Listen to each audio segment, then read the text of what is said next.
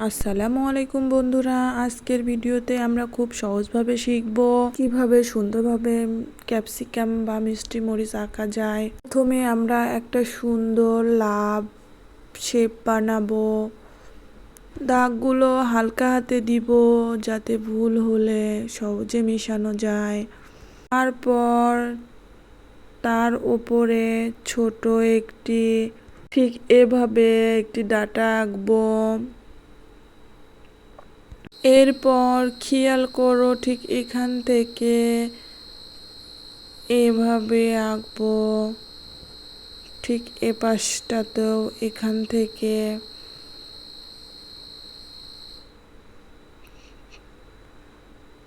হয়ে গেল। বন্ধুরা, ভিডিওটি এখনই স্কিপ করবেন না, এখন থেকে ভিডিওটি সুন্দর হতে শুরু করবে। দেখুন কত সহজে আঁকানো হয়ে গেল। আমরা মাঝের দাগটা মিশে দিয়ে আঁকানোর প্রতিটি রেখা গাঢ় করে দিব পেন, পেন্সিল অথবা মার্কার দিয়ে, যেন আঁকাটা পরিষ্কার দেখা যায়। অনেকে ভিডিও এখানেই স্কিপ করে দেয়, কিন্তু আপনি করবেন না। শেষে দেখলে বুঝবেন ছবিটা কত সুন্দর হয়। বন্ধুরা, একটু ধৈর্য ধরুন, এখন যেটা দেখাবো সেটা ছবিটাকে একদম বাস্তব করে তুলবে। স্কিপ করলে মজা পাবেন না, ধীরে ধীরে দেখুন। ক্যাপসিকাম রং করার জাদুটা এখনই শুরু হবে। দেখুন, এবার রং করার পালা। ভিডিওটি শেষ পর্যন্ত দেখুন, কারণ শেষ অংশে ছবিটি দেখে আপনি নিজেই অবাক হবেন।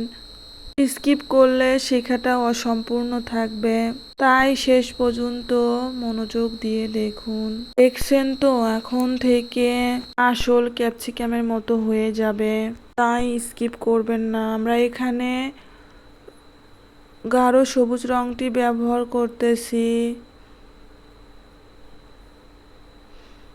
দেখুন ধীরে ধীরে সাধারণ আকার বাস্তব ক্যাপসিকামে পরিণত হচ্ছে।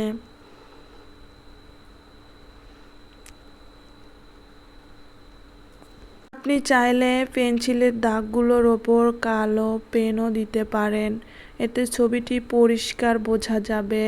বন্ধুরা, কেমন লাগলো ক্যাপসিকাম বা মিষ্টি মরিচ আঁকানোর ভিডিওটা?